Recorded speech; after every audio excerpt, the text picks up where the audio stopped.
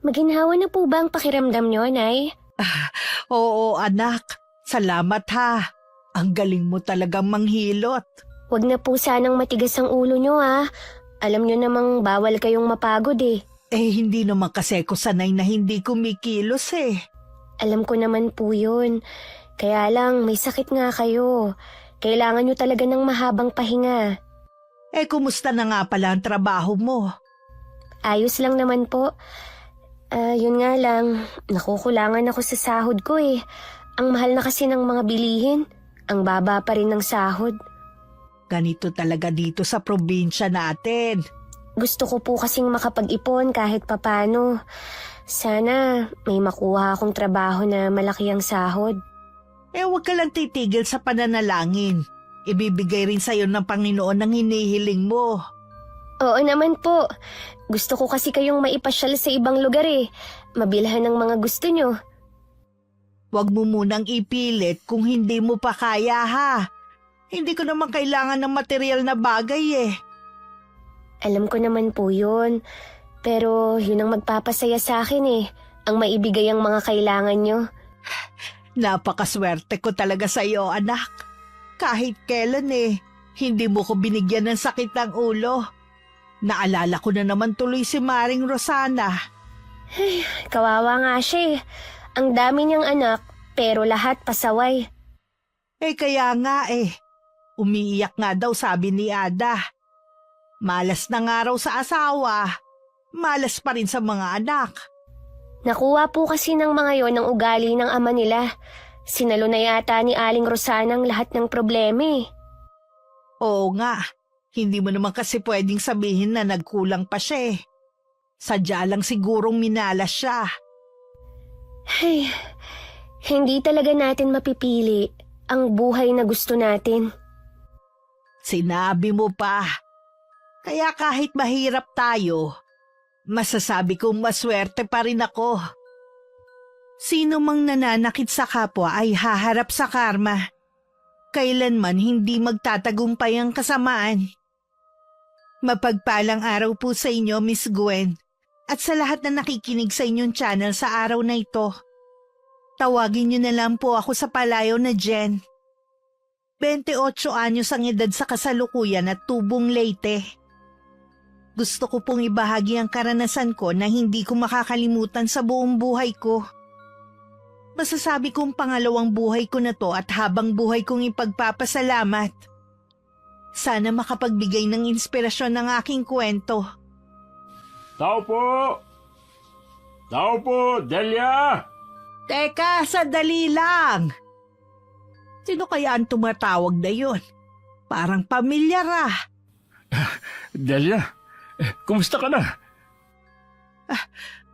Kuya Vincent? Ikaw nga ba yan? Oo, ako nga. Pasok ka.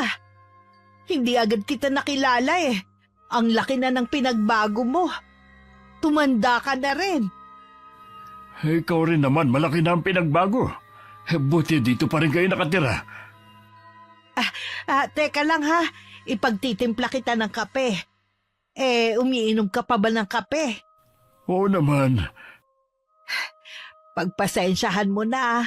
Ito lang ang maiaalok ko sa'yo eh. Naku, ayos lang. Ikaw lang ba mag-isa? Oo Sa bagay, hindi naman pupunta dito si Mildred.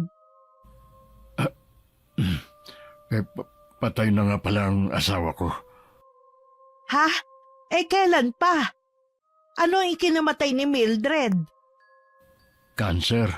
Mahigit 1 taon na rin nung mamatay siya. Ikinalulungkot ko ang nangyari sa kanya. Hindi man lang kami nakadalaw. Wala rin naman kasi kung balita sa'yo eh. Sa loob ng 15 taon, hindi mo man lang ako kinontak. Patawarin mo sana ako. Alam kong masama ang loob mo sa akin. Oo. Pero kalimutan na natin ang nakaraan. Naiintindihan naman kita eh. Wala kang boses pagdating sa asawa mo dahil mas may pera siya. Inaamin ko na naging sunod-sunuran ako sa kanya. Natakot kasi ako na iwan niya at bumalik sa pagiging mahirap. Masaya na rin ako dahil nagkita ulit tayo. Akala ko mamamatay ako na hindi mo man lang dinadalaw. Pasensya na kung inabot ng ganito katagal bago ako pumunta rito. Sigurado magugulat si Jen kapag nalaman niyang dumalaw ka. Delia, sa totoo lang hindi lang ako dumadalaw sa'yo. Anong ibig mong sabihin? Nakabili kasi ako ng bahay malapit dito. Doon na kami titira ng anak ko. Paano ang bahay niyo sa Maynila? Baka pararentahan ko na lang o kaya naman ipapaubaya ko na lang kay Saida kung ano ang balak niyang gawin doon.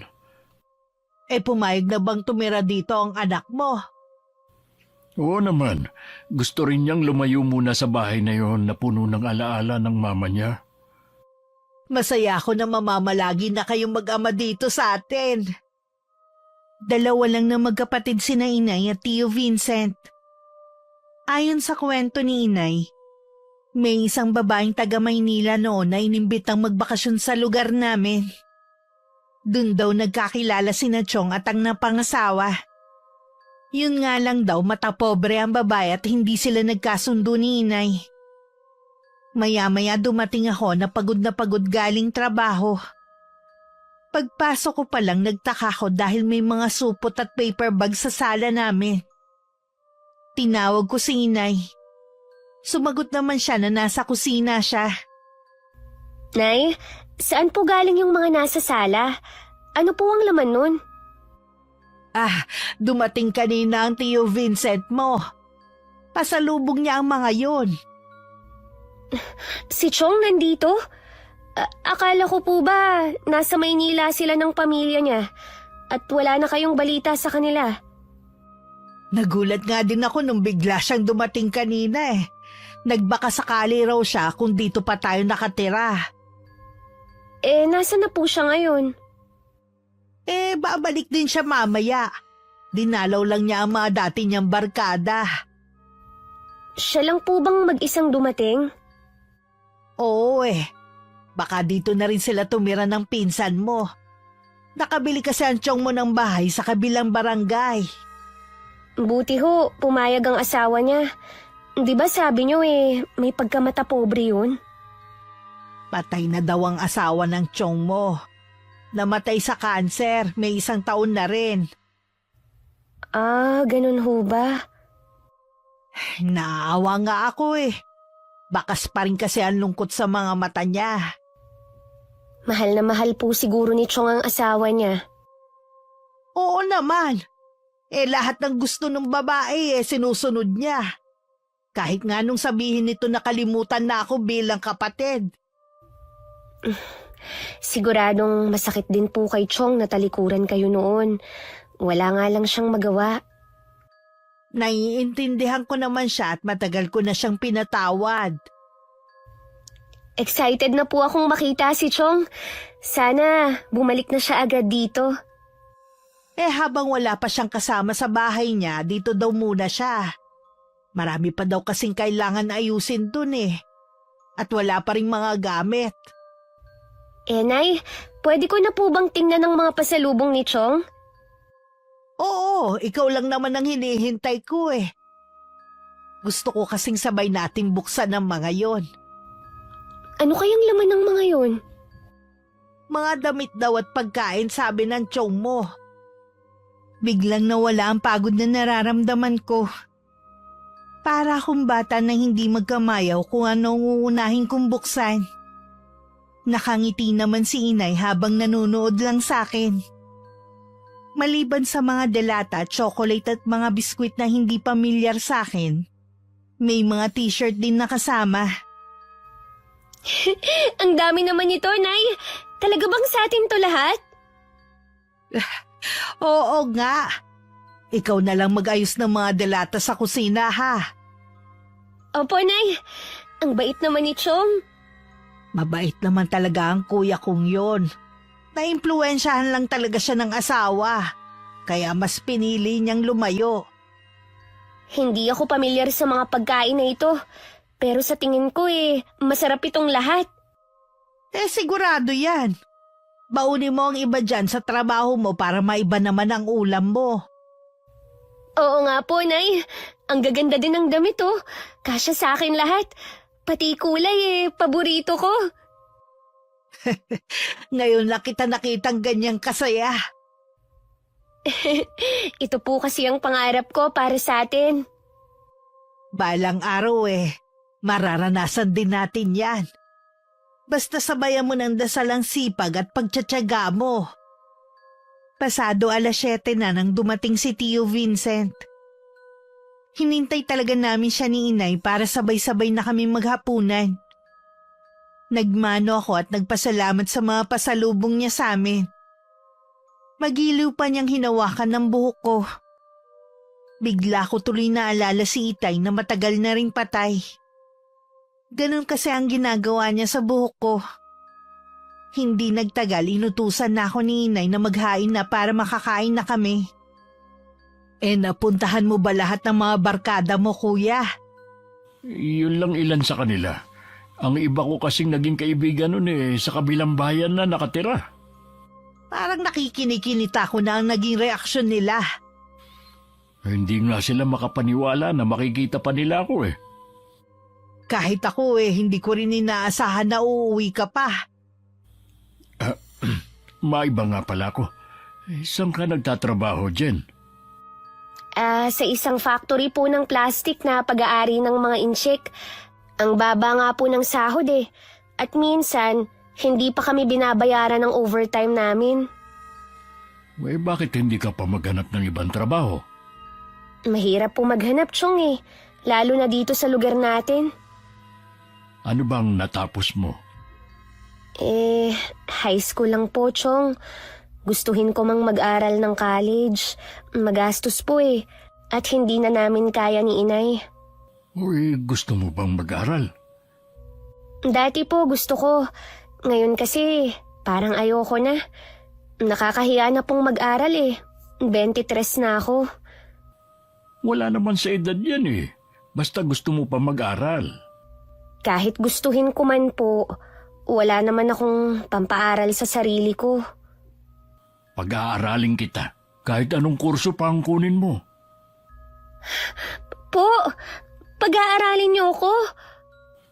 Oo naman, kasi kung makakatapos ka, mas makakahanap ka ng magandang trabaho.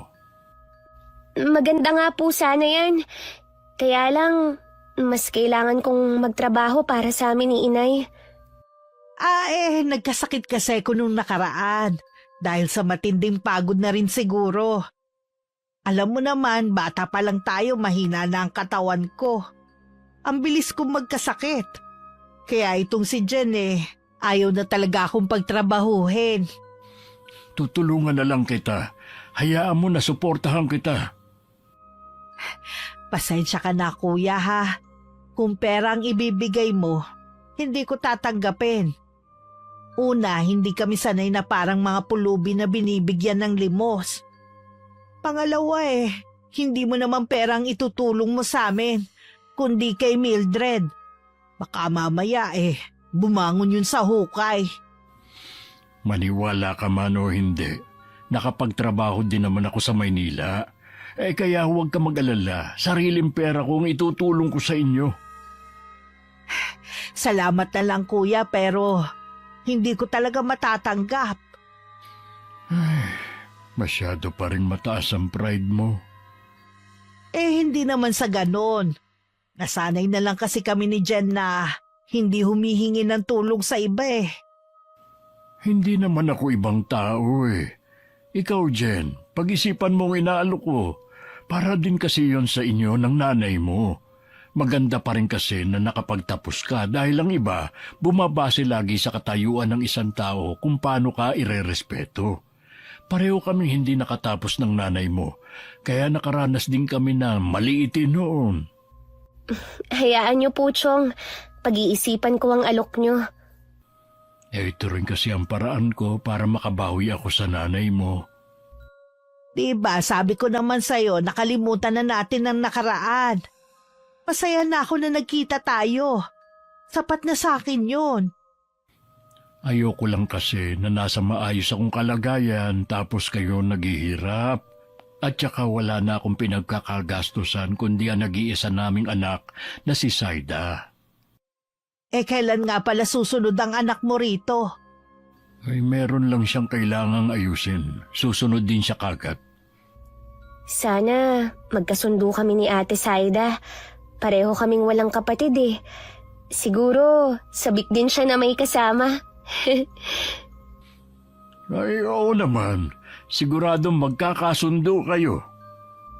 Mula nang dumating si Tio Vincent, siya na ang gumagastos sa bahay namin. Kahit anong tanggi ni inay, si Chong pa rin ang nasusunod. Kahit papano guminhawa rin ang buhay namin. May mga gabi ring iniisip ko ang alok ni Chong. Gusto ko sanang tanggapin pero inaalala ko si inay. Gusto ko muna sanang hingin ng opinyon niya. Hindi naman kita pipigilan kung gusto mong mag-aral eh.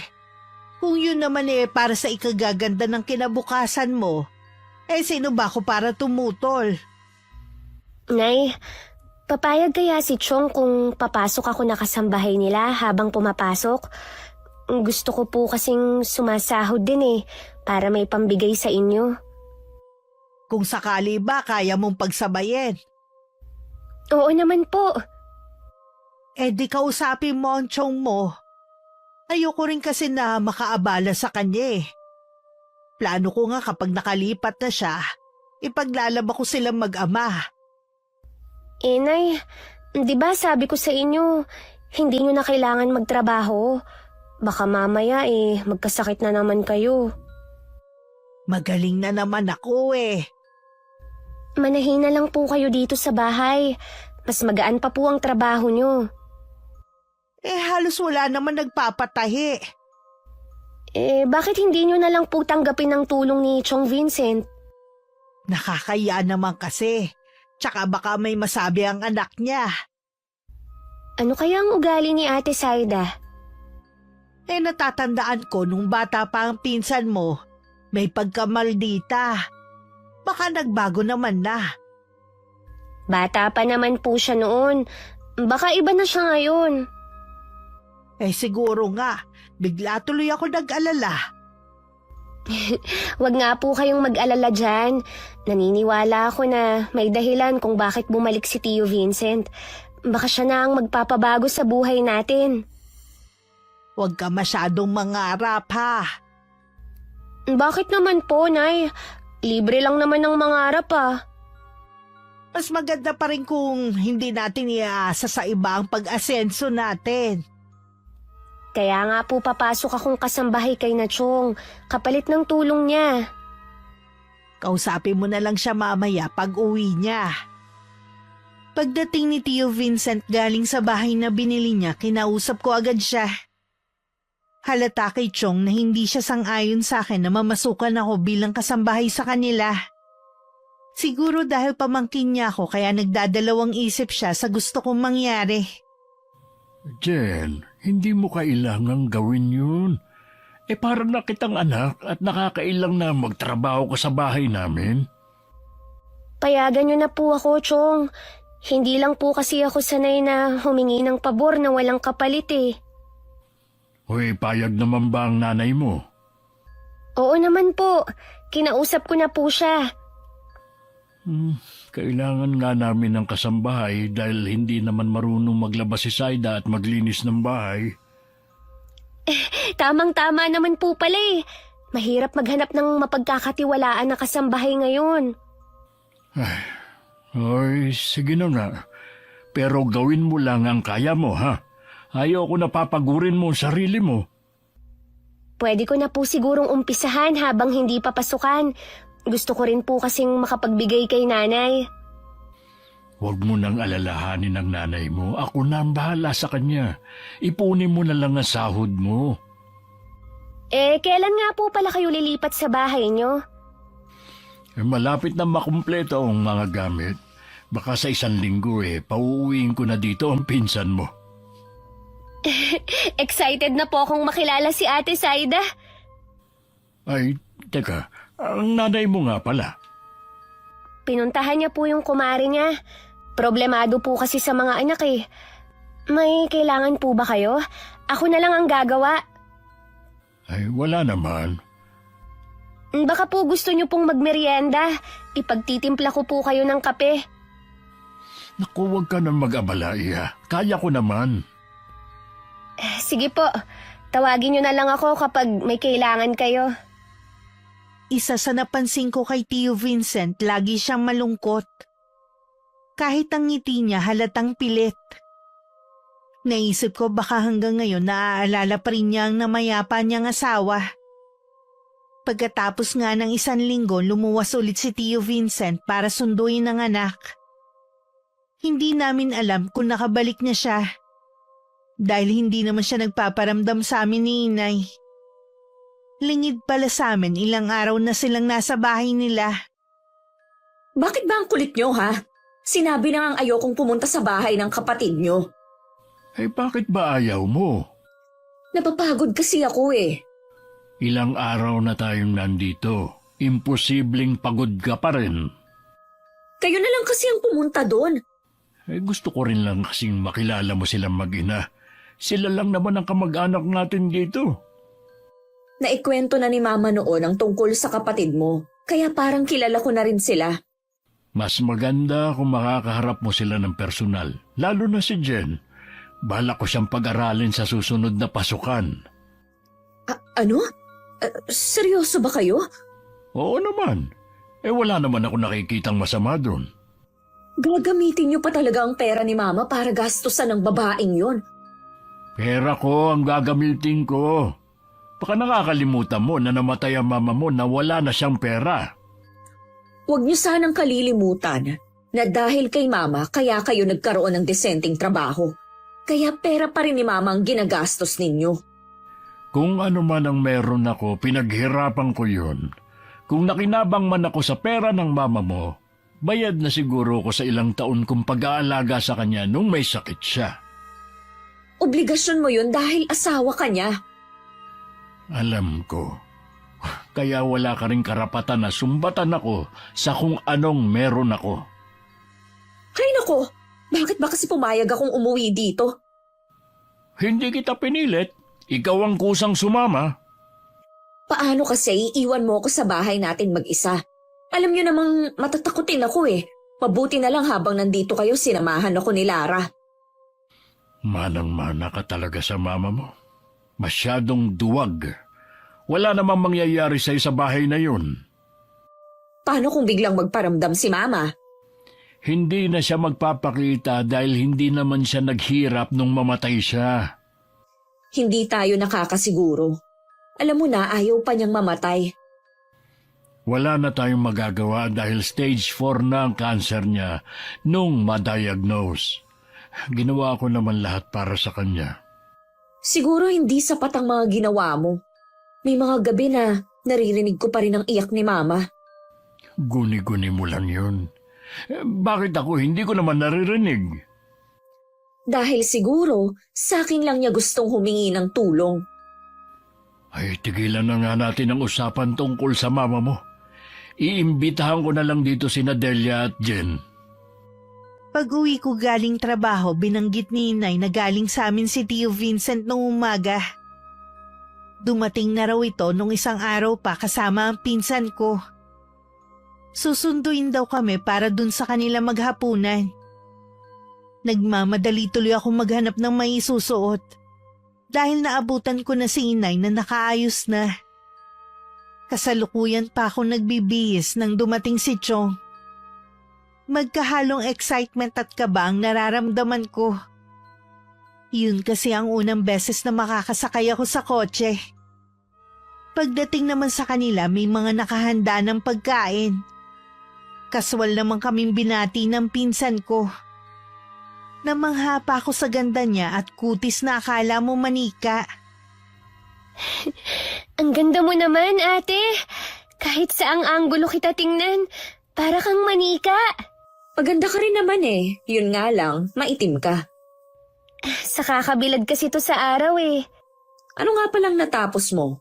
Ay, high school lang. Kaya naman pala. Balak nga akong pag-aralin ni Chong. Nabanggit nga yan ni Papa. Siguro naaawa sa'yo. Kung hindi ka nga makapag-aral, ano na lang ang magiging buhay mo dito sa probinsya? Oo nga eh. Kaya nga tinanggap ko na. Minsan lang may dumating na ganitong oportunidad. Kapalit nun ang pagtatrabaho mo sa amin. Huwag kang mag-alala. Pagbubutihin ko ang trabaho at pag-aaral ko para hindi naman nakakahiya kay Chong Vincent. Dapat lang. Dahil kung tutuusin, hindi naman obligasyon ng papa ko na pag-aralin ka. Alam ko naman yun. Si Chong naman kasi ang nagpumilit eh. Ikaw ha, huwag kang abusado. Baka naman samantalahin yung mag-ina ang papa ko. Babantayan ko ang bawat galaw ninyo. Hindi naman kami ganong klaseng tao. Kaya pala ayaw sa inyo ng mama ko nung nabubuhay pa. Di ba kailan lang naman nagpakita ulit sa inyo ang papa ko? Oo. Kung ayaw mo palang pag-aralin ako ng papa mo, sasabihin ko na wag na lang. Palalabasin mo pang kontrabida ako, ganon? Hindi naman sa ganun. Ayoko lang kasing magkaroon ng problema sa'yo. Ganyan ba talaga kayong mga taga-probinsya? Mahilig magpaawa? Hindi naman kami ganun, ate. Mukhang seryosong pinag-uusapan nyo. Oo. Kinikilala lang namin ni Jen ang isa't isa. Di ba, Jen? Opo, Chong. Mamaya nyo na ituloy ang kwentuhan nyo. Sumunod kayo sa akin. Kakain na tayo. Sige pa. Susunod ako. Babalang tingin nang ibinigay sa akin ni Ate Saida bago ako naglakad palayo. Mukha namang walang napansin ng ama nito sa naging usapan namin. Sa buong hapunan, tahimik lang ako. Si Inay at Chong ang palaging nag-uusap. Paminsan-minsan sumasali ang pinsan ko. Inalok pa kami ng tiyuhin ko na doon na lang kami matulog. Pero tumanggi ako dahil may pasok pa ako bukas. Pa, sigurado ba talaga kayo na gusto niyong pag-aralin si Jen? Oo naman. At hindi na magbabago ang isip ko. Baka kasi masayang lang ang pagpapaaral ninyo sa kanya. Bakit naman masasayang? Tingin ko kasi sa kanya, walang utak. Napansin ko lang nung magkausap kami kanina. Kung ano-ano kasi ang sinasagot eh. Hindi mo pa naman kilala ang pinsan mo para husgahan siya. Hindi nyo kailangan magalit. Nagpapaalala lang naman ako sa inyo. Hindi na kailangan. Alam ko ang ginagawa ko. Nag-aalala din ako sa inyo na baka samantalihin nila ang kabaitan nyo. Baka kung ano-anong hingin nila. Mas kilala ko ang kapatid ko. Kaya ayoko na magsasalita ka ng hindi maganda sa kanila. Siguro naman malinaw sa'yo yan. Wala naman akong sinasabi na masama ah. Magtapat ka nga. Meron ka ba sinabi kanina kay Jen? Napansin ko kasi na tahimik lang siya habang kumakain tayo. Tinanong ko lang siya kung anong mga ginagawa niya sa buhay, yun lang.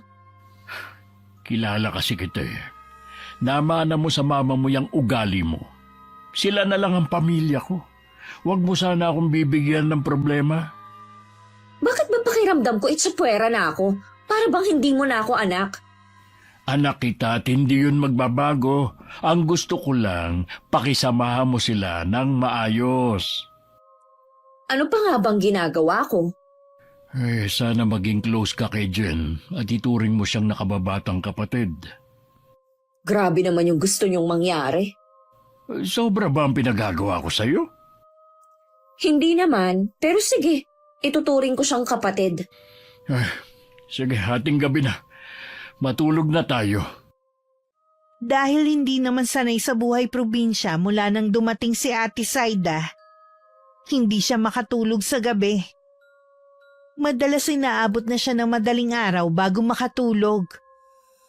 Si Tio Vincent din na nagluluto at naglilinis ng bahay dahil wala namang alam sa ganoong gawain ng anak. Minsan nagtataba siya ng damo sa labas nang dumating si Ate Saida. Akala ko ba papasok na kasambahay dito si Jen? Tambak na kasi labahin ko eh. May inaasikaso lang siya. Baka sa 1 linggo pa siya pumunta dito. Ang tagal pa nun. Baka wala na akong maisuot na damit. Oh, bakit hindi ka muna maglaba? May washing machine naman dyan. Alam niyo naman na hindi ako naglalaba eh. Paano kung masira akong mga damit? Hanapan niyo na lang ako ng labandera dito. Wala akong kilalang labandera dito. Alam mo na bago lang tayo sa lugar na ito, di ba? Di ba taga rito kayo? Hindi mismo sa barangay na ito. Ano ba yan? May mga bagay na dapat kang matutunan. Hindi lahat ng oras merong gagawa para sa'yo. Bumalik na lang kasi tayo sa Maynila. Di ba napag-usapan na natin yun? Kung gusto mong bumalik sa Maynila, hindi kita pipigilan. Nasa hustong gulang ka na rin naman para mamuhay mag-isa. Kailangan mo nga lang magtrabaho para mabili ang mga pangangailangan mo. Hindi niyo na namimiss ang buhay natin sa Maynila? Hindi. Dito sa probinsya ko gustong tumira kahit noon pa. Kaya lang hindi ako makauwi noon dahil sa mama mo.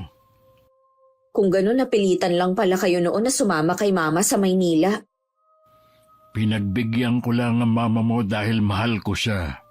Bago siya sumakabilang buhay noon, nagsabi ako sa kanya na oras na mawala siya, babalik ako dito sa probinsya namin. Pumayag naman siya. Tingin ko kasi pa, hindi ako tatagal dito. Wala man lang mapaglibangan eh. Kaya nga, pwede kang bumalik sa bahay natin sa Maynila. Ang gusto ko kasama kayo. Huwag mo nang ipilit ang gusto mo. Hindi mo ako makukumbinsi. Makapaglaban na nga lang. Ay, mabuti pa nga. Kita mo na may ginagawa ako rito, inaabala mo ko. Nag-resign na ako sa trabaho ko kahapon sa kabila ng pagdadalawang isip ko. Iniisip ko kasi na baka magkaroon ako ng problema kay Ate Saida. Pero naisip ko rin hindi naman ako pababayaan ni Chong. Mas matimbang na kasi sa akin ngayon na makapag-aral. Napagtanto ko kasi na mas mahalaga pa rin ang may tinapos ang isang tao para hindi maliitin ng iba o kamag-anak man. Napansin ko mula nang manggaling tayo sa bahay ng Tio Vincent mo malalim na ang iniisip mo. Naisip ko lang po na kapag nakatapos ako ng pag-aaral, magbabago na po ang buhay natin. Tandaan mo pa rin na mahalaga rin ang diskarte sa buhay. Opo, hindi ko naman po yun nakakalimutan. Kapag nandun ka na sa bahay ng tiyuhin mo, pakisamahan mo na lang ang anak niya. Huwag mo silang bigyan ng dahilan para magalit. Si Ate Saida, napansin ko na hindi niya nakuha ang ugali ng papa niya. Nagmana siya sa mama niya. Nakita ko sa mga kilos niya na napipilitan lang siyang pakiharapan tayo nung gabing yon. Kung hindi ko lang talaga gustong makapag-aral, hindi ko tatanggapin ang alok ng Chong. Kung sakali mang may sabihin o gawing hindi maganda sa'yo si Saida, magsumbong ka sa akin, ha? Baka naman kayo ni Chong Vincent ang magkagalit. Wala naman akong gagawin sa pinsan mo. Gusto ko lang malaman ang nangyayari sa'yo doon. Para alam ko kung patuloy pa rin kitang papayagan na mamasukan sa kanila. Wala na po itong atrasan. Para sa pangarap, handa po akong magtiis. Ayoko na po kasi ng ganitong buhay Pasensya ka na anak ha, kung wala akong kakayanan na maibigay sa'yo ang magandang buhay na pangarap ng lahat. Nay, hindi ko po kayo sinisisi kung bakit ganito lang ang buhay natin.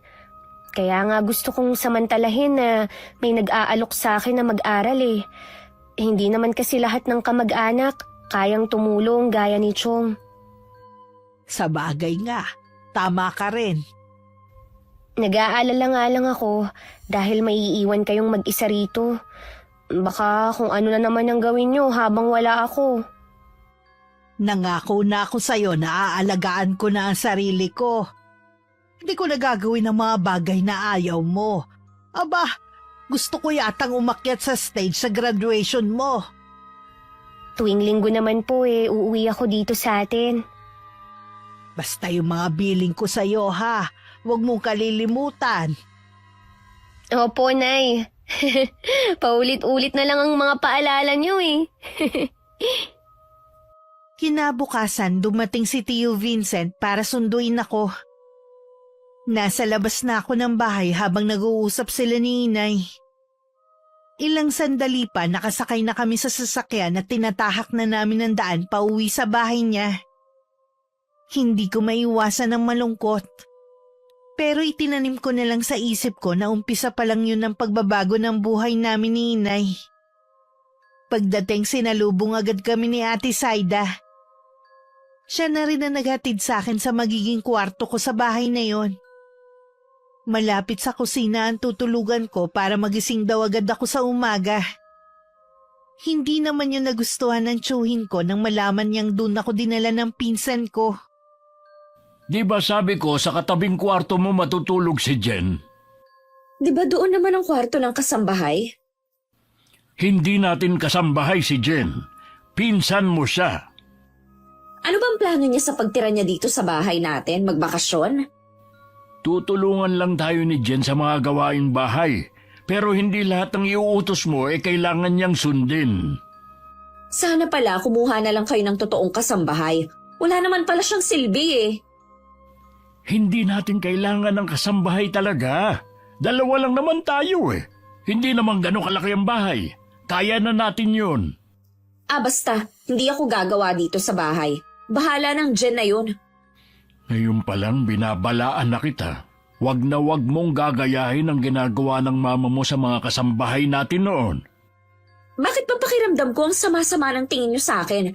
Para akong kontrabida sa isang palabas sa TV Ayoko lang kasi na may masabi ang kapatid ko.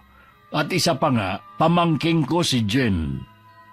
Hindi na ako magtataka kung sa mga susunod na araw mas ituring niyo na siyang anak kesa sa akin. Alam mo, 26 ka na, pero kung umasta ka, para ka pa ring bata. Masyado ka kasing inispoil ng mama mo noon. Natural lang dahil nag-iisa niyo akong anak. Sana nga hanggang ngayon buhay pa si mama Siguro hindi kayo magdedesisyon na dito tumira.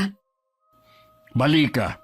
Hindi pa namin nalalaman na may sakit ang mama mo. Nagsabi na ako na bala ko nang umuwi rito. Napigilan lang ang plano ko dahil nagkasakit nga ang mama mo. Ibig sabihin, noon pa gusto mo nang makipaghiwalay? Ganun na nga, dahil sawang-sawa na ako sa trato ng mama mo sa akin at sa ibang tao. Kaya lang naman ganun ang trato ni mama sa inyo. Dahil kayo rin ang may kasalanan. Ayaw niyo kasing sundin na lang siya. Nasanay kasi ang mama mo na kahit mali siya, kailangan sundin pa rin. Kaya tignan mo, walang makatagal sa kanya ng mga tauhan natin. Bakit kasi kailangan niyo pang ungkatin yan? Patagal nang patay si mama. Dahil ayoko, nagagayahin mo siya. Iwan mo sa Maynila ang ugali mo ron. Hindi ko babaguhin ang ugali ko dahil lang sa ibang lugar na tayo nakatira. Kapag hindi mo binago yung pag-uugali mo, pababalikin kita sa Maynila. Doon, mamumuhay ka ng mag-isa. Hindi na sumagot si Ate Saida. Narinig ko na lang ang mga mabibigat na yabag ng paa niya palayo. Hindi ko tuloy malaman kung lalabas ba ako sa pinagtataguan ko o babalik na lang sa kwarto ko. Nang mga sumunod na araw, hindi ako pinapansin ng pinsan ko. Lagi lang matalim ang tingin niya sa akin. Mas lalo ko na lang pinagbutihan ang ginagawa kong trabaho. Lalo na narinig kong ipinagtatanggol ako ng tiyuhin ko sa anak niya.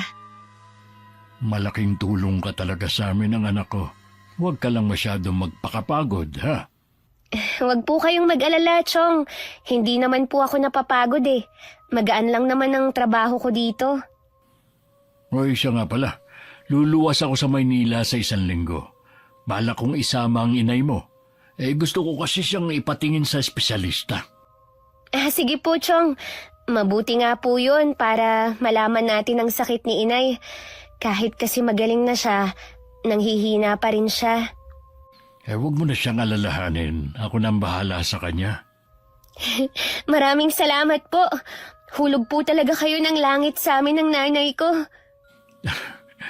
Malaki ang naging pagkukulang ko sa nanay mo. Bumabawi lang ako. Siya nga pala, napag-isipan mo na ba ang kursong kukunin mo? Hindi pa po eh. Ang hirap po kasing mamili. Hindi ko rin po kasi alam kung kakayanin pa ng utak ko ang pumasok sa kolehiyo. Ang tagal ko na po kasing tumigil eh. Sabagay, may ilang buwan pa naman. Pag-isipan mong mabuti. Dapat yung gusto mo talaga. Opo. Aalis po ba kayo ngayon? Nakapang-alis po kasi kayo eh. Birthday kasi ng isa kong kaibigan, inimbita niya ako. Baka gabihin nga pala ako ha. Huwag mo na ako hintayin at may dala naman akong susi. Alam na po ba ni Ate Saida na aalis kayo? Kinakatok ko nga kanina, hindi naman sumasagot. Baka tulog pa rin hanggang ngayon. Baka nga po. Ako na lang ang magsasabi sa kanya. Ay, Jen, ikaw na lang sana magpasensya sa pinsan mo ha. Ganun talaga ugali niya eh. Naiintindihan ko naman po siya. Baka hindi lang siya sanay na may kasama dito sa bahay. Mabuti ka pa. Malawak ang pangunawa. Ay, paano? Aalis na ako, ha? Ingat po kayo, Chong. Nang makaalis si Tio Vincent, naglinis na lang ako ng buong bahay. Nung tanghali naman, nagluto na ako. Hanggang makatapos ako, hindi pa rin bumababa si Ate Saida. Kaya nauna na lang akong kumain sa kanya. Katatapos ko lang kumain nang bumaba siya. At nadatnan pa niya ako naglalagay ng pinagkainan ko sa lababo. Nauna ka na palang kumain. Oo, ate. Alauna na kasi eh. Kanina pa ako nagugutom. Alam mo ba, nung nasa Maynila pa kami, hanggat hindi kami kumakain ng mga amo, hindi rin muna kakain ng mga kasambahay namin. Hindi kasi kami kumakain ng tira-tira. Pasensya ka na. Hayaan mo sa susunod. Hindi na ako mauuna. Dapat lang. At sana naman, kapag kumakain kami ni Papa, huwag kang sumabay. Nakakailang kang kasama eh. Biruin mo, kasambahay sumasabay sa amo. Si Chong Vincent naman kasi ang may gusto na sumabay ako sa inyo eh. Eh di sana tumanggi ka o magdahilan ka. Ang sabihin mo, gusto mo rin kasi dahil gusto mong maranasan na maging amo. Hindi naman yun ang dahilan ko. Nakikisama lang ako sa papa mo. Nangangatwiran ka pa talaga ha? Bakit ka ba ganyan, Ate Saida, ha? Lahat naman ginagawa ko para maging mabait ka sa akin, ah. Aba, talagang lumalaban ka ha?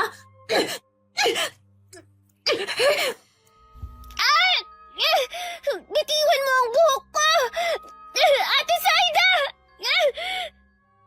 Kakalbuhin talaga kita! Mula nung dumating ka dito, wala ka nang ginawa kundi ang sumipsip kay Papa. Bitiwan mo sabi ako! Sinabi ng bitiwan mo ako! Sobra ka na!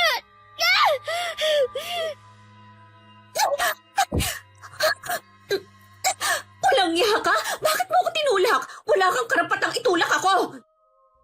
Wala ka rin karapatang saktan ako! Tama lang sa'yo na sabunutan dahil sumasagot-sagot ka pa. Baka nakakalimutan mo kung ano ka dito. Hindi ko nakakalimutan. Kaya nga lahat ng trabaho ginagawa ko. Kung hindi mo pala gusto na nandito ako, magpapaalam na lang ako kay Chong Vincent. Mabuti pa nga na umalis ka na. Hindi ka namin kailangan dito. Hihintayin ko lang ang Chong para makapagpaalam ng maayos.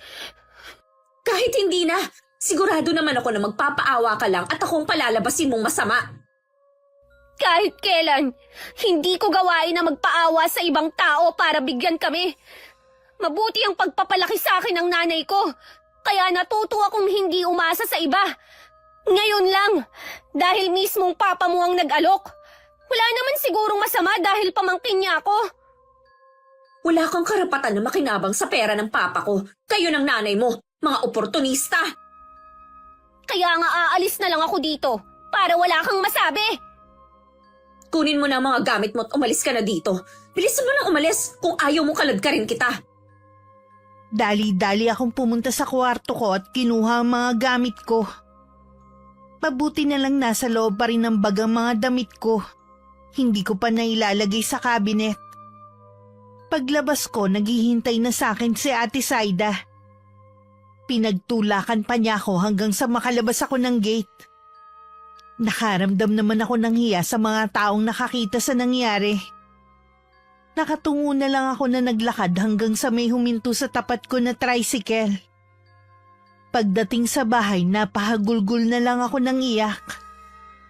Sabi ko na nga ba iba ang ugali ng pinsan mo. Lahat naman po ginawa ko na eh. Pero galit pa rin siya sa akin. Mabuti na rin yung habang maaga pa, nagpakita na siya ng tunay niyang ugali. Manang-mana talaga sa mama niya.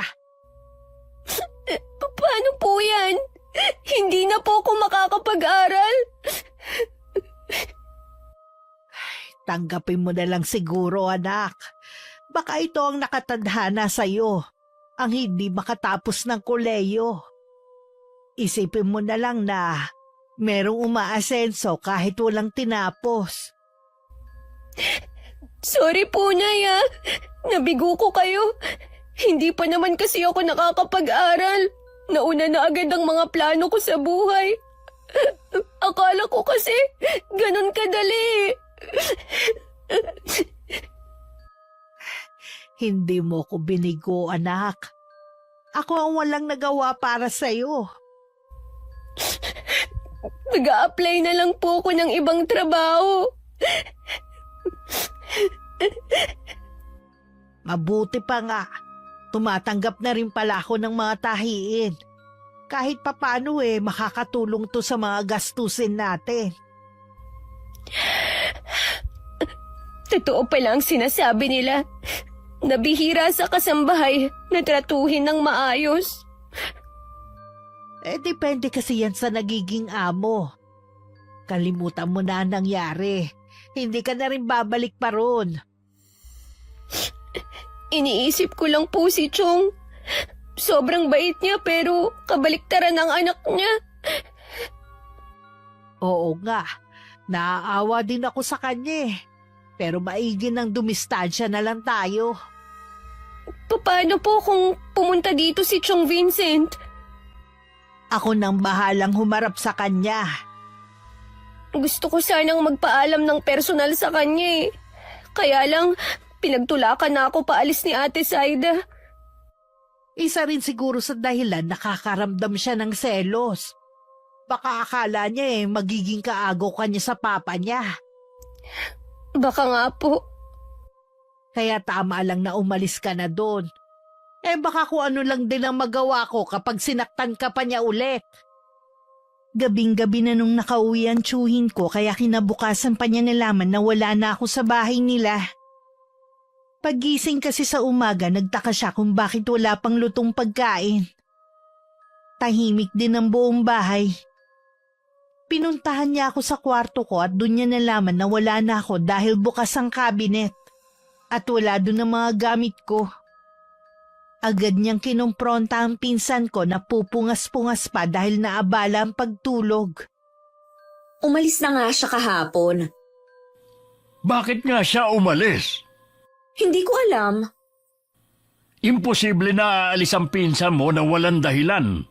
Kayo lang ang naiwan dito kahapon, kaya sigurado ko na may nangyari.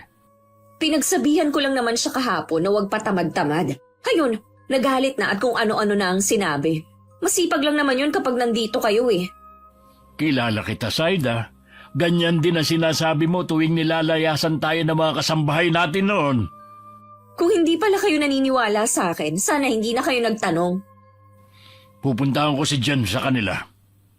Para ano pa? Siya naman ang kusang umalis eh. Gusto ko lang malaman ang dahilan kung bakit siya umalis nang hindi nagsasabi sa akin. Maayos na naging usapan namin bago ko umalis kahapon. Humanap na lang kasi kayo ng ibang kasambahay. Yung masipag at hindi mareklamo na katulad ni Jen. Akala mo yata ganun kadali ang makahanap ng kasama sa bahay?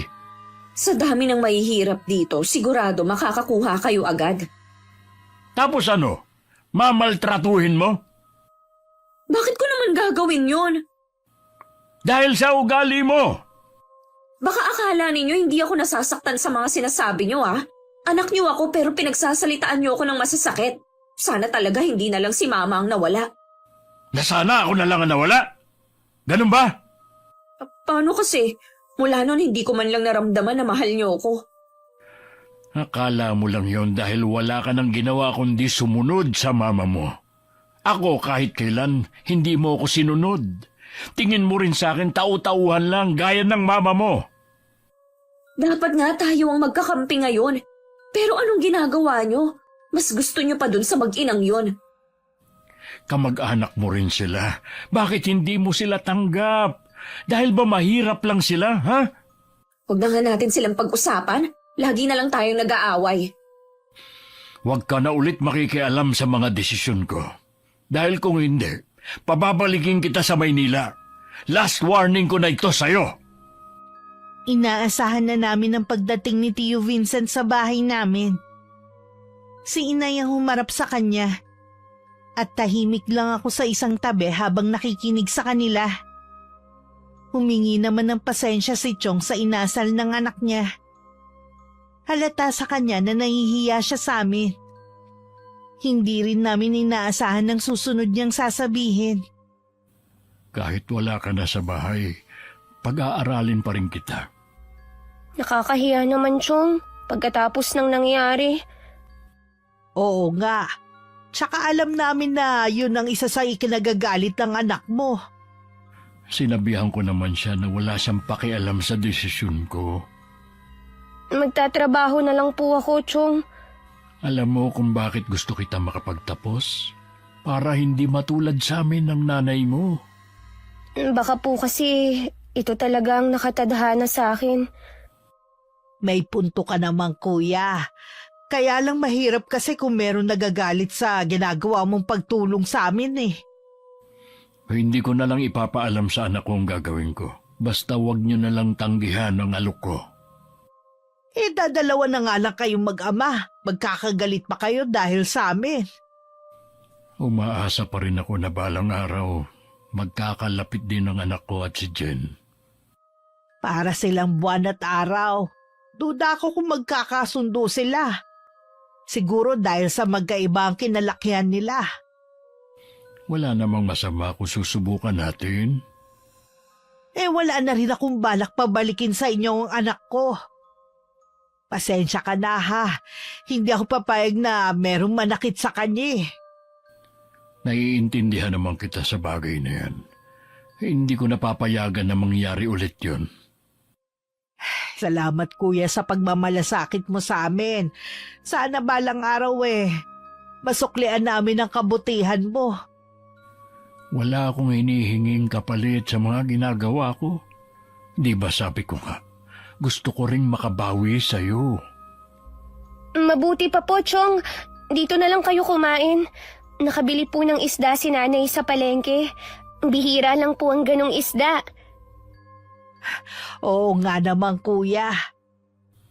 Oy, sige. Wala naman akong gagawin sa amin eh. Wala na sanang balak na kumuha ng kasambahay si Chong pero mapilit si Ate Saida. Napilitan na magtanong-tanong si Tio Vincent sa mga taga ron kung meron kakilala. May nahanap naman siya. Pero 2 linggo lang nagpaalam na. Naghanap ulit sila pero tumagal lang din ng 1 buwan. Ganon din ang panghuling pumasok sa kanila. Lahat sila iisa ang dahilan. Hindi nila makayanan ng ugali ng pinsan ko. Kita nyo naman siguro ang klase ng trabaho nila. Hindi na nga maayos, hindi pa nasusunod ang gusto ko. Eh di ikaw na lang ang gumawa.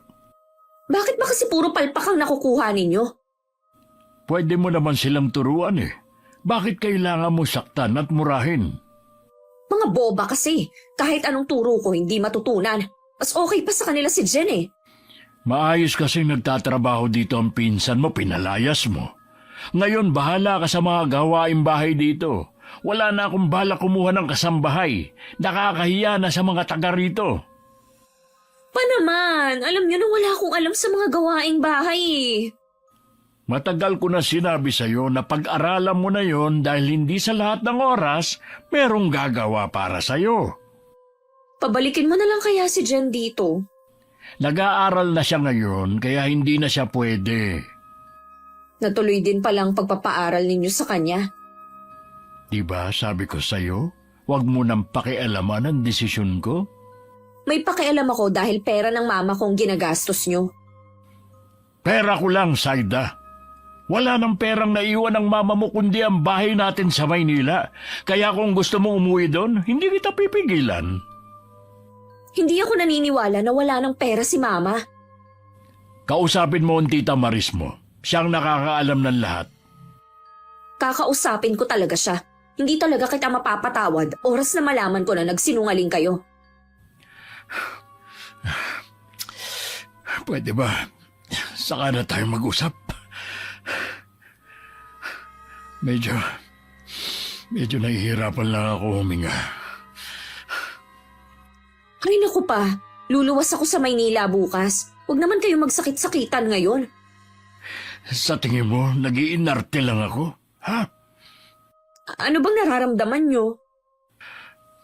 Wala. Pabayaan mo na lang ako. Kaya ko naman ang sarili ko eh. Sigurado ba na okay lang kayo kapag umalis ako bukas?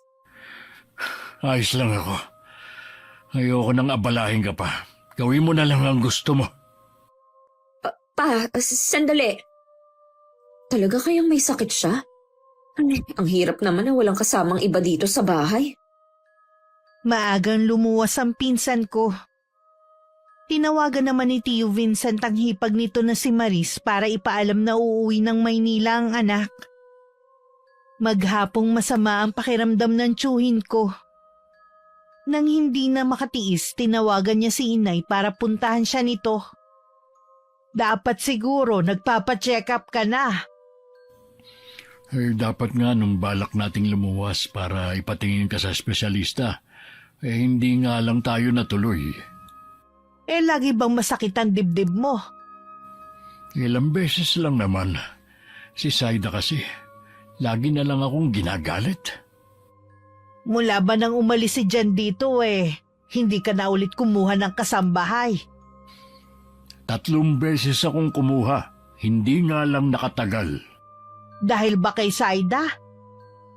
Oo, Tapos umalis pa siya, kahit alam niyang masama ang pakiramdam mo.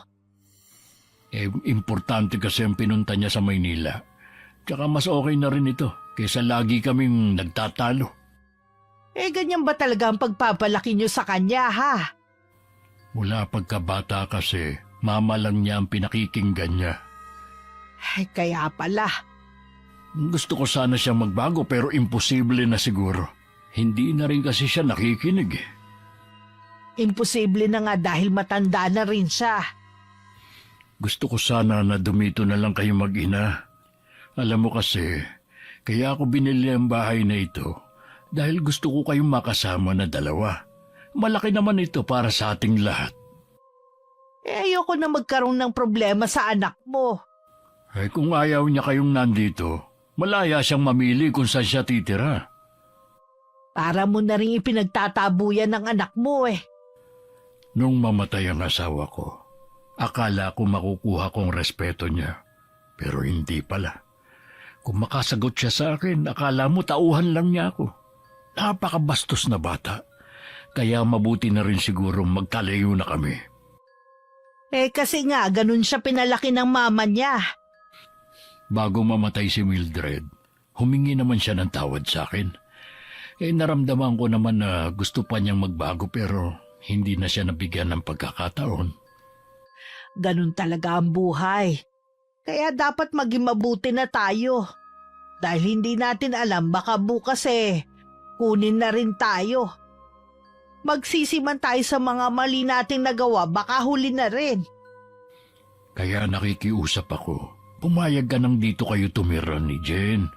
Gusto ko kayo makasama hanggang sa huling sandali ng buhay ko. O sige, kakausapin ko din si Jen. Pero ngayon pa lang sinasabi ko na sa'yo na hindi uubra ang ugali ng anak mo. Binibigyan kita ng permiso na pagalitan siya. Baka sa'yo matakot siya at sumunod. Nang malaman kong may dinaramdam pala si Tio Vincent, agad akong pumayag na doon na ulit tumira sa kanila. Nawala naman ang takot ko dahil kasama ko si inay. 1 linggo na kaming nandun nang dumating si Ate Saida. Hindi maipinta ang mukha niya nang makita niyang nandun kami sa bahay nila. 1 linggo lang akong nawala, sinamantala niyo na agad. Ako ang may gusto na dumito sila. Kaya niyo bang magbayad ng 2 kasambahay? Hindi ko sila kinuha para maging kasambahay. Dito na sila titira dahil kapamilya natin sila. Ano? Hindi ako papayag. Kaya mo bang alagaan ng papa mo? Umalis ka nga kahit masama ang pakiramdam niya eh. Siniguro ko naman na maayos siya bago ako umalis. Kung ayos lang siya, wala sana kami rito ngayon. Basta, ayokong nandito kayo. Kasambahay ang kailangan namin, hindi dagdag palamunin. Bastos ka talaga! Bakit mo ako sinampal? Sinampal ako ng babaeng to. Hindi lang yan ang gagawin ko oras na hindi mo binago yung ugali mo. Wala man lang ba kayong gagawin, ha? Tutunga nga lang kayo. Baka yun din ang magawa ko sa'yo. Humingi ka ng pasensya sa tiyadelya mo. Hindi ko gagawin yun. Hindi ko ibababa ang sarili ko sa mga taong to. Gaya ka rin ng mama mo, sobrang taas ng tingin sa sarili. Huwag mong mabanggit-banggit dito ang mama ko.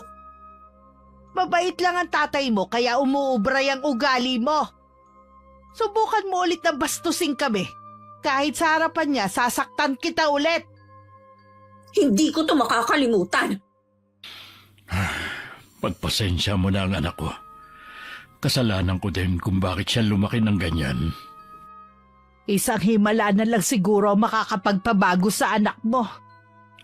Siguro nga. Hindi ko maiwasan na maawa kahit papano sa pinsan ko. Pakiramdam niya siguro pinagkakaisahan na siya. Sino ba dapat ang sisihin kung bakit siya ganon? Nang kami na lang ni inay, kinausap ko siya tungkol sa nangyari kanina. Hindi rin kasi ako mapalagay. Hindi ko rin ginusto ang nangyari. Sobra na kasi ang pinsan mo eh. Ay, nakakapag-alala tuloy. Baka may gawin siya sa inyo habang wala ako. Hindi niya ako kaya. Huwag mo kong alalahanin. Ganun ba talaga ang mga mapipera? Gusto laging mang-api ng maliliit na tao? Oo anak. Kaya ikaw kahit anong mangyari, magtapos ka ng pag-aaral. Hindi lang nag-iisa si Saida sa mundong ito. Marami sila. Opo, Nay. Ay, mas lalo tuloy ako nag-alala kay Kuya Vincent kung sila lang ang maiiwan na 2. Hindi po natin iiwan si Chong. Lalo na po't masama ang pakiramdam niya. Kinukumbinsi ko nga siya na magpa-check up eh. Sabi niya sa Maynila na nga lang daw, para pareho na kami magpapatingin. Sayang, gusto ko sanang makarating ng Maynila eh. Marami pa namang pagkakataon para makarating ka ng Maynila eh. Unahin mo muna ang pag-aaral. Opo, Nay. Magtatapos po ako kahit anong mangyari. Pangako ko po yan sa inyo. Ay, sana kasing bait mo na lang si Saida. Para hindi na namumroblema ang tiyuhin mo sa kanya. Susubukan ko pong makipaglapit kay Ate Saida. Baka po kailangan lang niyang suyuin. Alam ko kapag ang isang tao magbabago pa. Sa pinsan mo eh, wala akong nakikita na pag-asa. Ganun po ba? Iwasan mo na lang siya hanggat maaari. Sige po. Mag-aral ka na lang dito. Ako nang bahalang magluto ng hapunan natin. Sa kabila ng sinabi ni inay, sinubukan ko rin makipaglapit sa pinsan ko. Madalas niya akong bulyawan at inuutusan kahit nasa kwarto ko para mag-aral. Lagi rin niyang bukang bibig na kasambahay lang ako. At kailangan kong suklian ang pagpapaaral sa akin ng papa niya. Sinusunod ko na lang siya para wala na lang gulo. Kapag kaharap si inay at papa niya, mabait siya at parang hindi makabasag pinggan. Parang naniniwala na nga ang papa niya na nagbago na siya. Pero blanko naman ang ekspresyon ng mukha ni inay. Siya nga pala anak. Sa makalawa luluwas na kami ng Maynila ng Tio Vincent mo. Ang mabuti pa doon ka muna sa bahay natin. Sige po, magtatagal po ba kayo ng Chong? Hindi ko pa alam Sana naman po maging maayos pareho ang kalusugan ninyo. May awa ang Diyos. Hindi na rin naman sumasakit ang dibdib ng tiyong mo. Ako naman wala namang ibang nararamdaman. Pagkagaling ko po sa eskwelahan, doon na po muna ako dediretso sa atin. Tumawag ka lang sa akin kapag may problema ka, ha? Ano naman po ang magiging problema ko? Ito kasi ang unang beses na magkakalayo tayo kahit ilang araw lang Nay, wag na po kayong mag-alala sa akin. Hindi naman na ako bata Nag-iisa lang kitang anak at babae pa. Natural lang na mag-alala ko sa'yo. Lagi po akong tatawag sa inyo pagkagaling ko sa eskwelahan. Paano nga po pala si Ate Saida? Mag-isa lang siya rito. Hayaan mo siya. Kaya naman niya ang sarili niya. Kaya kita pinapauwi sa atin dahil wala akong tiwala sa kanya. Di ako naniniwala na mabait na siya. Sabi niyo nga, wala nang pag-asang magbago. Meron din kasing sinabi ang Tio Vincent mo kaya naisip ko na hindi na siya magbabago. Ano po yun? Tsaka ko na lang sasabihin sa'yo. Ang daya naman, Nay. Medyo komplikado rin kasi Tsaka, hindi pa naman sigurado ang tiyong mo. Sige na nga po, hindi ko na kayo kukulitin. Nay, magdala kayo ng pasalubong Oo naman. Minsan lang ako makarating ng Maynila kaya mamimili na rin ako. Ang bala ko sanang pagtigil sa bahay namin hindi natuloy. Nakiusap kasi si Tio Vincent na samahan ko muna ang pinsan ko. Nilalagnat kasi ito at hindi makatayo sa higaan. Nagbilin naman si inay na kapag magaling na si Ate Saida, umuwi na ako sa bahay namin. 2 araw nang may sakit ang pinsan ko. Pag-uwi ko nga nung hapon, nagluto agad ako ng sopas para kay Ate Saida. Nag-iwan naman ako ng pagkain at gamot niya bago ako umalis noong umaga. Ate Saida, dinalhan kita ng sopas. Bakit ngayon ka lang? Kanina pa kita tinatawag Pumasok ako kanina Nag-iwan naman ako ng pagkain at gamot mo. Inuna mo pa talagang pagpasok mo kaysa alagaan ako. Hindi ka na naman mainit nung iniwan kita Kahit na! Huwag ka nang magalit. Kainin mo na lang to para malamnan ng tiyan mo. Kanina pa ako gutom na gutom. Ngayon mo lang ako dadalhan ng pagkain? Huwag ka na sanang magalit. Nandito na naman ako Bukas huwag kang papasok. Ay, hindi pwede, ate. Importante sa akin ang pumasok. Mas mahalaga ako kaysa dyan. Huwag mo sanang kakalimutan na pinapaaral ka ni Papa kaya sumunod ka sa akin. Tama. Ang papa mo ang nagpapaaral sa akin. Kaya hindi kita susundin. Matigas ka Akala mo kung sino ka na porke nakatungtong ka na sa kolehiyo. Nakakatayo ka naman pala Oo, pinilit ko talaga na makatayo dahil matagal na akong nanggigigil sa'yo. Bitiwan mo ako! Ano ba? Dahil sa inyong mag-ina, ang sama na ng tingin sa akin ng papa ko. Bakit ba kasi kayo pilit na nagsusumiksik sa buhay namin? Sinabi ng bitiwan mo ako Buisit ka! Alam mo may sakit ako, nagawa mo pa akong itulak? Dahil sumusobra ka na! Imbis na magpasalamat ka dahil sinasamahan kita, ito pa ang igaganti mo!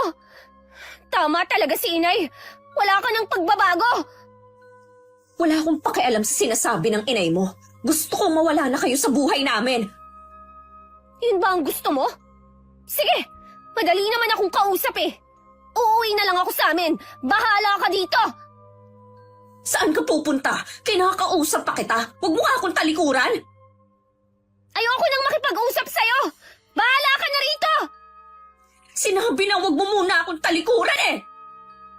Paglingon ko, saktong humampas sa noo ko ang isang baseball bat. Naramdaman ko pa ang pagtumba ko sa sahig. Nang hawakan ko ang ulo ko, may dugo na umaagos. Pagtingala ko sa pinsan ko, nakangisi siya sa akin. Yan ang napapala mo. Ayaw mo kasing makinig sa akin. Ate, bakit? Nagtanong ka pa talaga. Ganyan ang ginagawa ko sa mga kasambahay namin na matitigas ang ulo at wala kang pinagkaiba sa kanila. Tulungan mo ko, te. Dalhin mo ko sa ospital. Huwag kang mag-alala. Hindi ka pa naman mamamatay eh.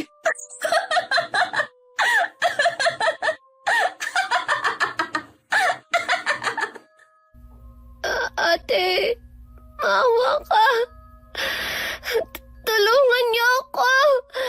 Mga kapitbahay. Walang makakarinig sa'yo dito. Halika, tumayo ka dyan. Dinala ko ni Ate Saida sa kwarto ko.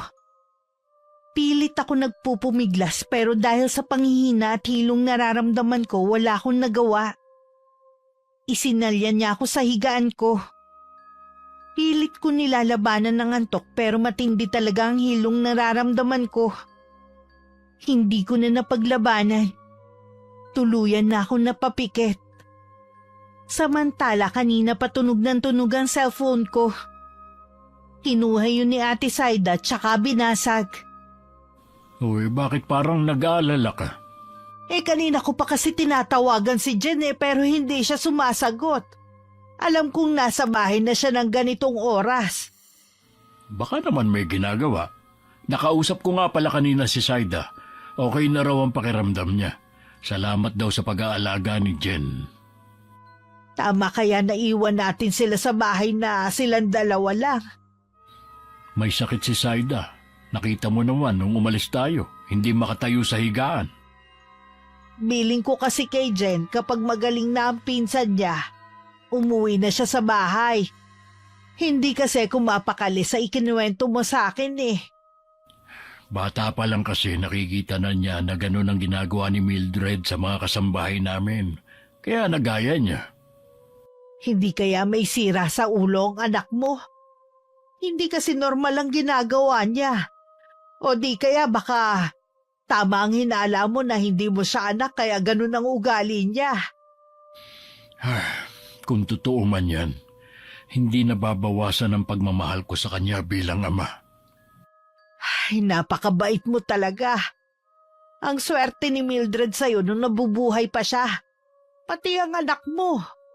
Pagkatapos ng gagawin nating pagpapacheck up, uuwi na agad tayo. Sana naman ay sagutin na ni Jen ang tawag ko. Baka mamaya mismong anak mo pa ang tumawag sa'yo. Sana nga. Kanina pa kasi ko kinakabahan eh. Normal lang yan. Ito ang unang beses na nawalay ka sa kanya eh. Hindi lang yun ang dahilan. Wala rin akong tiwala sa anak mo. Huwag mo naman sanang isipin na may masamang gagawin si Saida sa anak mo. Minsan na niyang sinaktan ng anak ko, kaya hindi mo rin ako masisisi. Teka, tatawagan ko ulit si Saida. Itatanong ko si Jen para mawala yung pag-aalala mo. Tinawagan nga ni Tio Vincent ang anak niya at tinanong kung nasan ako. Sinabi nito na umuwi na ako sa bahay namin dahil magaling na raw siya. Yun daw kasi ang bilin ng nanay ko. Sana nga umuwi na doon ang anak ko. Mas panatag kasi ko kung doon muna siya. Hintayin mo na lang na tawagan ka ni Jen. Baka mahina lang ang signal sa inyo. Siguro nga. Ay mabuti pa. Lumabas muna tayo at mamili ng mga pasalubong na bilin ng anak mo. Sigurado magtatampo yun kapag kinalimutan mo ang bilin niya. Mabuti pa nga. Kung nandito lang kasi tayo, mas lalo ako mag-aalala. Hindi ko alam kung gaano ako katagal na nakatulog. Nahihilo pa rin ako. Agad kong hinanap ang cellphone ko, wala yun sa bulsa ng suot ko. Naalala kong naiwan ko yun sa bag ko. Dali-dali akong tumayo at lumapit sa may pinto pero nakalak yun. Ate Saida! Buksan mo to! Palabasin mo ako! Ate Saida! Ate Saida! Nandito na ako. Bakit ba ang ingay mo? Sisirain mo ba tong pinto, ha? Ate, nakikiusap ako. Pakawalan mo na ako dito. Uuwi na ako sa amin. Ayoko na dito. Hindi pwede. Baka mamaya isumbong mo pa ako eh. Parang awa mo na, ate. Kahit umiyak ka pa ng dugo dyan, hindi kita pakakawalan. Hintayin mo na lang na dumating sina Papa. Ano bang kasalanan ko sa'yo? Bakit mo to ginagawa sa akin? Nagtatanong ka pa talaga, ha? Buwisit kayong mag-ina. Dahil sa inyo, ayaw nang bumalik ni Papa sa Maynila. Ayokong tumira sa boring na lugar na to. Eh di sana, ikaw na lang ang bumalik doon.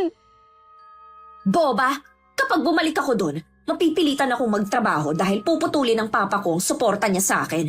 Hindi ako papayag na kayong mag-inang makinabang sa pera ng Papa ko. Hindi rin ako papayag na ikulong mo ako dito. Saan ka pupunta, ha? Hindi ka makakatakas dito. Bitiwan mo ako! Gusto mo pa talagang madagdagan ang sugat mo, ha? Sige, eto sa'yo! Wag, ate! Maawa ka! Wag! Hindi ko agad napansin kanina na hawak ng pinsan ko ang baseball bat niya.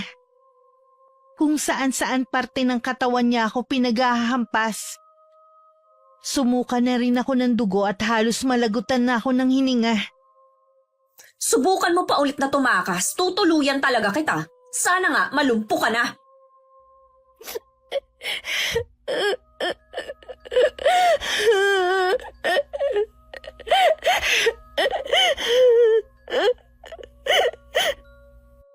Hindi ka kakain ngayon. Huwag mo na rin hanapin ang cellphone mo, binasag ko na yun. Total Papa ko naman ang bumili nun eh. Ilang oras na rin akong nasa sahig. Kahit ang pagtayo, hirap na rin akong magawa. Tahimik na lang ako nagdasal at sana dumating na si Inay at Tio Vincent. Ipinikit ko na lang ang mga mata ko. Kung hindi na ako magigising, ibig sabihin hanggang doon na lang ang buhay ko. Hindi ko alam kung gaano ko katagal nakatulog. Napaiyak na lang ako dahil buhay pa ako. Nang sulyapan ko ang bintana, maliwanag na. Kahit masakit ang buong katawan ko, pinilit kong tumayo. Ang nasa isip ko, kailangan kong makahingi ng tulong.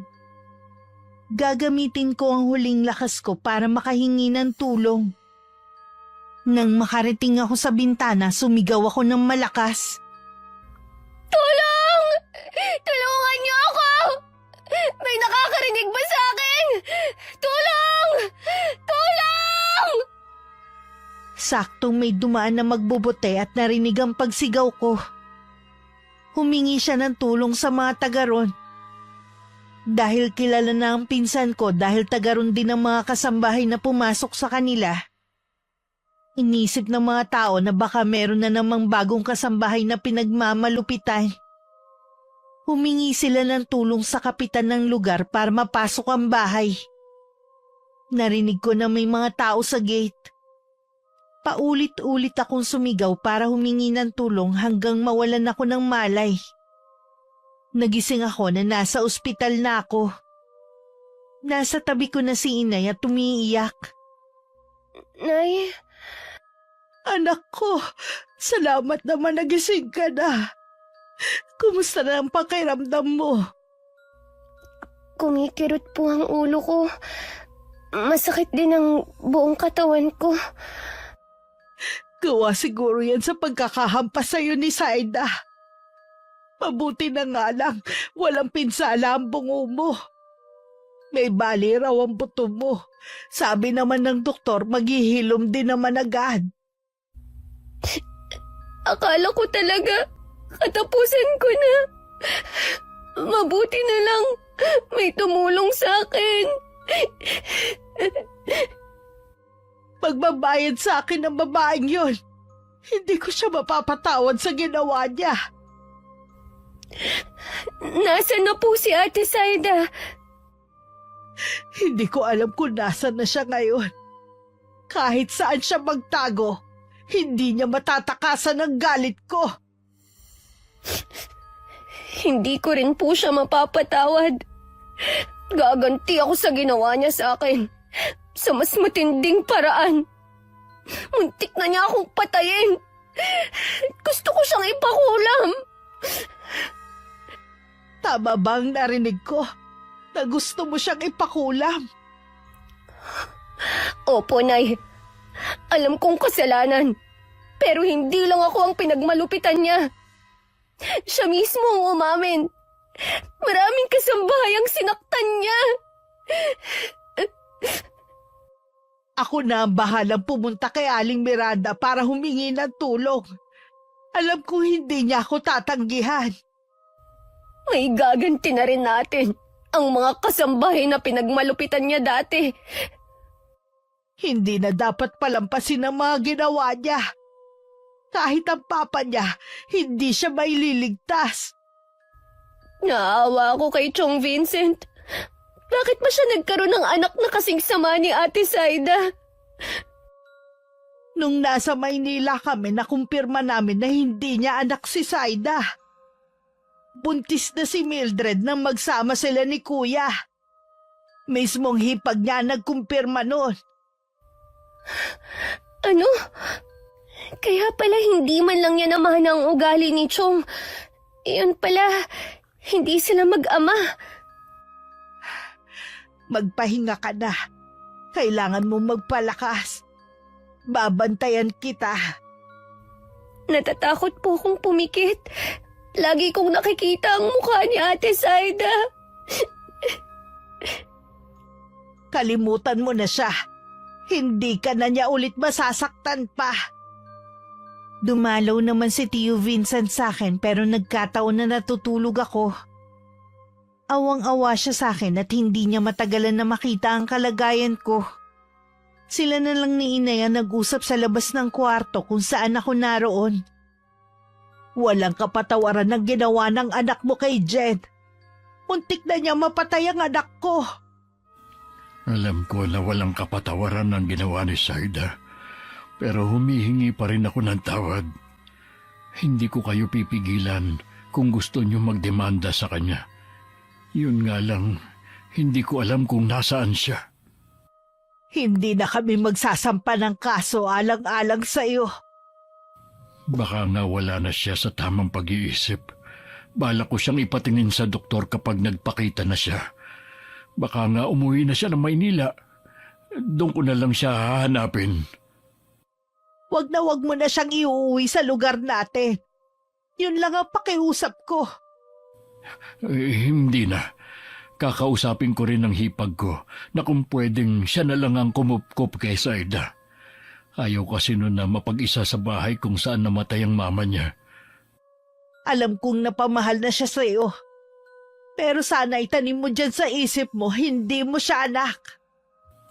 Alam ko naman, pero hindi nun nababawasan ang pagmamahal ko sa kanya. Siya nga pala. Ako na ang bahala sa bayarin ninyo dito sa ospital. Kulang pa nga itong kabayaran sa mga ginawa ni Saida. Sana huwag kayong babalik sa dati niyong bahay. Tatanungin ko pa si Jen. Baka kasi may trauma pa siya sa bahay niyo eh. Naiintindihan ko. Luluwas din ako ng Maynila. Baka matagalan ako. Sana pagbalik ko nakapagdesisyon na kayo. Balitaan mo na lang ako, ha? Gusto ko rin naman malaman ang nangyayari kay Saida. Dahil sariwa pa sa akin ang nangyari, sa bahay muna namin ako nagpauwi. Binisita rin ako ni Tio Vincent bago siya lumuwas ng Maynila. Tumawag din daw ang hipag niya at sinabi nito kung nasan si Ate Saida. Nang masigurong maayos na ang lagay ko, nagpaalam si inay na pupunta lang kay Aling Miranda. May pagkakataon pa na pwede kong pigilan si inay. Pero hindi ko ginawa. Nasa isip kong tama lang na magdusa si Ate Saida. Bakit mo nagawa ang ganong kalupitan sa pinsan mo? Hindi ko naman sinasadya eh. Tuwing nakakasakit ka ng ibang tao, lagi na lang yan ang sinasabi mo. Akala mo kasi kung sino siya eh. Ikaw lang ang nag-iisip ng ganyan. Mabait si Jen. Kita mo nga, nung pinakiusapan ko siyang bantayan ka nung may sakit ka, hindi siya nagdalawang isip. Kumusta na po siya? Nakalabas na siya ng ospital at nagpapagaling na sa bahay. Hindi naman pala siya napuruhan eh. Hindi niyo na kailangan magalit sa akin. Gusto mo pa yatang mamatay siya? Hindi naman sa ganon. Magsasampa daw ba siya ng kaso? Hindi, alang-alang sa akin. Pero hindi ka na pwedeng umuwi doon. Ha? Saan ako titira kung ganon? Sa iyo iniwan ng mama mo ang bahay natin. Bahala ka kung anong gusto mong gawin doon. Ibenta mo o paupahan. Kailangan mo na matutong tumayo sa sarili mong paa. Wala ka na maaasahan sa akin. Hindi niyo pwedeng gawin sa akin to. Ang tiyahin mo na lang ang bahalang magpaliwanag sa iyo kung bakit kailangan ko tong gawin. Patawarin niyo ako kung naging pasaway ako sa inyo. Pa, huwag niyo naman ako ipagtulakan palayo dahil lang sa mag-inang yun. Bigyan niyo naman ako ng pagkakataon na magbago. Huwag niyo po akong iwan mag-isa. Wala na nga si Mama, pati ba kayo mawawala din? Hindi naman ako mawawala. Nasa probinsya lang ako. Kapag may pagkakataon dadalawin kita dito. Hindi lang kasi ang mag-ina ang galit sa'yo. Pati ang mga taga roon. Baka kung ano na lang ang magawa nila sa'yo. Akala ni Tio Vincent na tanggap na ng anak ang desisyon niya dahil bigla itong tumahimik. Nang mapansin na parang namumutla ito, lalapitan sana niya nang bigla itong sumuka na may kasamang mga insekto. Ano to? Pa, ang sakit na tiyan ko. Parang may gumagalaw sa loob. Ay, Diyos ko, may bumabarang sa'yo. Pa, natatakot ako. Tulungan mo ako. Tutulungan kita. Huwag ka matakot. Parusa na ba to sa akin?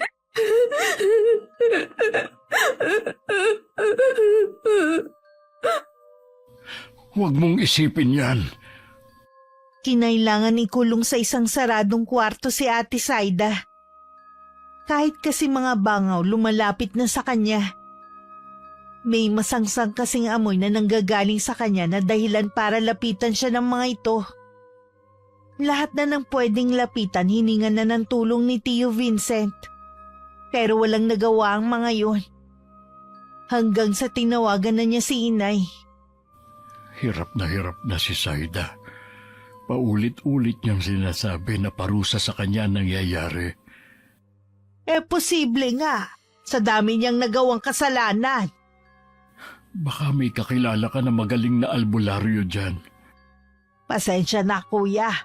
Ang kilala kong albularyo 2 taon nang patay. Mahigit 100 taon na rin kasi ang edad nun eh.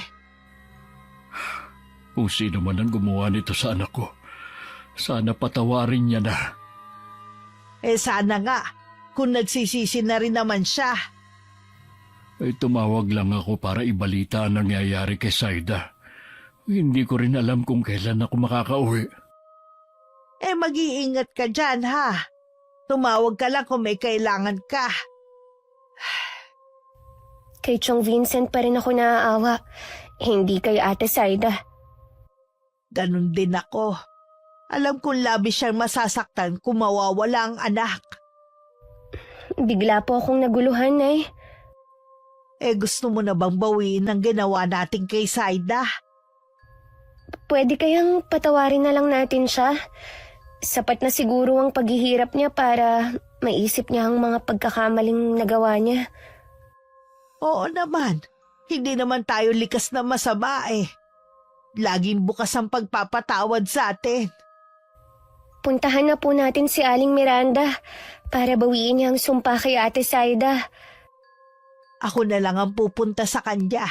Dumito ka na lang. Nay, Ano yun? pasensya na kayo kung dahil sa akin nakagawa kayo ng masama. Kahit sinong ina, hindi papayag na masaktan ang kanilang anak. Oo nga po, pero masama ang gumanti. Ipinaubaya na lang sana natin sa Panginoon ang lahat. Nadala lang din ako sa galit ko eh. Pareho lang tayo na nabulag sa galit. Pag uwi ko punta tayo sa simbahan. O paano? Lalakad na ako ha? Sige po, Nay. Hihintayin ko na lang po kayo rito. Nang mga oras na yon, hindi na napigilan pa ni Tio Vincent ang mapayak dahil sa awa sa anak niya. Panay din ang dasal niya na sana gumaling na ito. Mula sa labas ng pinto, dinig ni Chong ang mahinang iyak ng anak. Maging ang hipag niya awang-awa na rin sa kalagayan ng pamangkin. Ilang sandali lang tinatawag na ni Ate Saida ang papa niya. Dali-dali naman silang pumasok ng hipag sa loob. Tita, magaling na po ako. Tingnan nyo, nilalayuan na ako ng mga insekto. Oo nga anak, salamat sa Diyos. Magaling ka na. Hindi ko sasayangin ang pangalawang pagkakataon na ibinigay sa akin. Magpapakabait na ako. Tama yan anak. Sana po makaharap ko ulit sina Tia Delia at Jen. Gusto kong humingi ng tawad sa kanila. Pwede mo silang tawagan. Sa ngayon, palamigin mo muna ang sitwasyon bago ka umuwi sa probinsya. Wala na po akong mukhang maihaharap sa kanila. Dito na lang po ako sa Maynila. Gusto ko nang ayusin ang buhay ko. Darating ang panahon na makakalimutan din nila mga ginawa mo. Sorry pa ha, kung lagi ko na lang pinasasama ang loob nyo. Ay, kalimutan mo na yun. Basta, piliin mo na laging maging mabuti sa kapwa. Opo pa, ang nangyari sa akin ang naging dahilan para maisip kong mga mali kong nagawa. Siguradong matutuwa ang mama mo sa'yo. Gusto ko sanang dalawin natin siya bago ko umuwi ng probinsya. Mamimiss ko po kayo kapag nandun na kayo. Tatawagan kita palagi. May tiwala naman ako sa tita mo na hindi kanya pababayaan kapag umuwi na ako. Lagi mo sanang tatandaan. Mahal na mahal kita. Ang huling balita ko kay Ate Saida noon, may trabaho na siya at sa tiyahin pa rin niya nakatira. Lumipat na rin kami sa bahay ni Tio Vincent at ako naman ipinagpatuloy na ang pag-aaral. Sobrang saya namin ni Inay nung umuwi na rin si Chong pagkatapos ng ilang buwan na pamamalagi sa Maynila. Sa kasalukuyan, ilang buwan na lang at magtatapos na ako ng pag-aaral, Miss Gwen. Labis ang pasasalamat ko sa Diyos. Dahil sa kabila ng paghahangad ko noon na makagante, puro biyaya pa rin ang ibinigay niya sa akin. Nagpapasalamat din ako dahil malusog pareho si Inay at Tio Vincent. Sa lahat ng mga kapwa ko taga-subaybay, naway nagbigay ng aral sa inyo ang aking kwento na hango sa karanasan ko. Wakas. Okay, shoutout po tayo. Shoutout kina Desiree Ramos, Melissa Santos, Luisa Ramos, Maricon Mondragon, Edgar Rivera and Joanne Buksit ng Easy Tag Manpower Services. Salamat po sa laging pakikinig. Hello kay Sir Larry sa Sagas Tourism sa Sagada. Maraming salamat dahil inalagaan mo kami nung nandyan kami. Sa lahat po ng pupuntang Sagada, hanapin niyo po si Sir Larry dun sa Sagas Tourism. Napakagaling at napakabait niyang guide. Salamat ulit Sir Larry, nag-enjoy kami. Hi kay Celine Panganiban. Hello kay Marietta Duma. Hi kay Dali Antiaga from Dubai Marena. Hello kay Delia Catu from Muntinlupa. Shoutout sa anak ni Peter Tom na sina Troy, Trisha May, Axel Rose at sa kanyang asawa na si Rosalie na always nakikinig sa aking mga kwento. Hello kay Arvid Shane Heiberg from Thailand. Hi kay Rosemary Casonete. Shoutout kay na Dexter Baguhin, RJ's Bakery from Bohol at kay Hundoje na laging nakikinig. Hello kay na Marlon Doloso, Boking Regala, Bea Doloso, Joyce Rojas, and Kyle Doloso from Mandaon, Masbate na laging nakikinig at nag-aabang. Hi kay Jenmer Garcia na taga San Fernando, Pampanga. Hello kay Jowski from Saudi Arabia. Hi kay Hans Dieter ng ANC Cubao, belated happy birthday sa'yo. Hello kay Philippine Shamsa from Romblon. Shoutout kay na Charmaine Garcia, Clyde Robles, and Christoph Robles from Davao City na laging nag-aabang. Hi kay na Pamela Grace Manipol and Danny Bambe from Tanawan, Batangas. Hi kay Darin Aton from Bicol. Hello kay Myla Lanon from Malaysia. Hi kina Jocelyn Kay at sa kanyang nanay na si Alicia Espinosa Parangat na palaging nakikinig. Hello kay Chef Dial, salamat sa suporta mo. Hi kay Ronalyn Rodriguez from Aklan. Hello kay Mary Joy Sabaresa, salamat sa pakikinig. Hello kay na Melody Soriano at sa kanyang ate Charmaine Hermogenes na palaging nakikinig. Hi kay Mark Serrera from Binangonan, Rizal. Hello kay Justoni Arevalo na laging nakikinig at nag-aabang. Hi kay Geraldine Yuraba from Bacolod City. Shoutout sa Suarez family from Oriental Mindoro. Shoutout sa Trius Store from Tugigaraw City na always abangers. Hi kay Arlene Castro Ramos, salamat sa pakikinig. Hello kay Abby, maraming salamat sa suporta mo. Hi kay Jamaica Lea Palo from Algens Cafe, Morong Rizal. And hi kay Josette Holo from Iloilo. Maraming salamat sa pagsuporta nyo at pakikinig. Ingat. God bless.